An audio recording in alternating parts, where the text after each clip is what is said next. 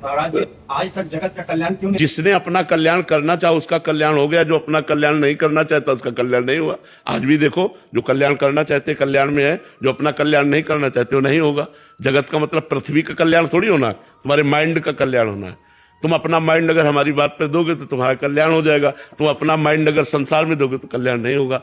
भगवान के रहते हुए भी दुर्योधन भगवान की बात पर ध्यान नहीं देता था, तो उसका कल्याण हुआ क्या? नहीं हुआ ना।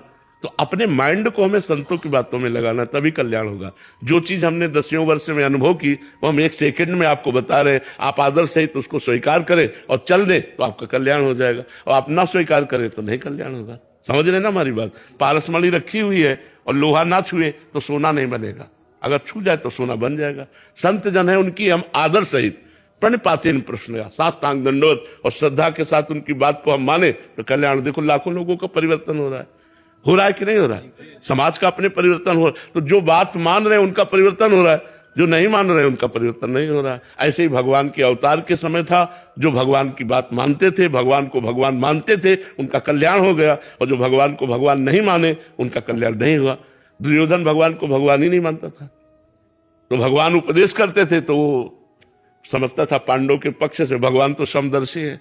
संधि कराने भी गए, दुर्योधन ने बंदी बनाने की कोशिश की भगवान को, तो भगवान ने विराट रूप दिखाया कि तू क्या बंदी बना सकता है मेरे को।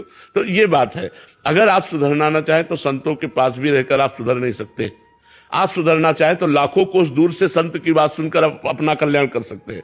तो बात हमारी सुधरने की है, हम पर भगवत कृपा है, हम पर संत कृपा है, लेकिन हम पर हमारी कृपा नहीं है। हम अपने को गलत मार्ग में लगा रहे हैं, तो फिर कैसे कल्याण होगा बच्चा? समझ आए आपकी बात? हमारी इच्छा बीच में आ रही है। हाँ, इसी इच्छा का त्याग करके हमें संत की आज्ञा पर चलना होगा। बिना अपने को ऐसे थोड़ी हो जाता कल्याण। संत गुरुदेव की शरण में जाकर उनकी आज्ञा के अनुसार साधना करनी होती है। तो साधना क्या है ये गुरु बताएंगे, चलना कैसे ये गुरु बताएंगे, चलाना कैसे ये गुरु सामर्थ्य देंगे, लेकिन चलना आपको होगा। जैसे हमने रसोई बना के दे दी, तब खाना तो आपको होगा। अगर आप ना खाएं तो रसोई बाहर रखी रहेगी, आपका पेट भूखा रहेगा। इसी प्रकार साधन धाम मोक्ष कर द्वारा, पाई न जे परलोक संभारा, सो परत दुख पावई, सिर धुनि धुनि पछताए, काल ही कर्म ईश्वर मिथ्या दोष लगाए।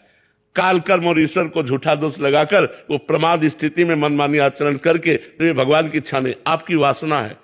तभी तो कहते बड़ा कठिन है, क्योंकि वासना का त्याग करके, कामना का त्याग करके भगवान के मार्ग में चलना। भगवान दिखाई नहीं देते और भोग सामने दिखाई देता है, और उसमें सुख है नहीं। भोगते भोगते जीवन व्यतीत हो गया, फिर भी वही भोग वासना की लालसा लगी। समझ पाए बच्चा?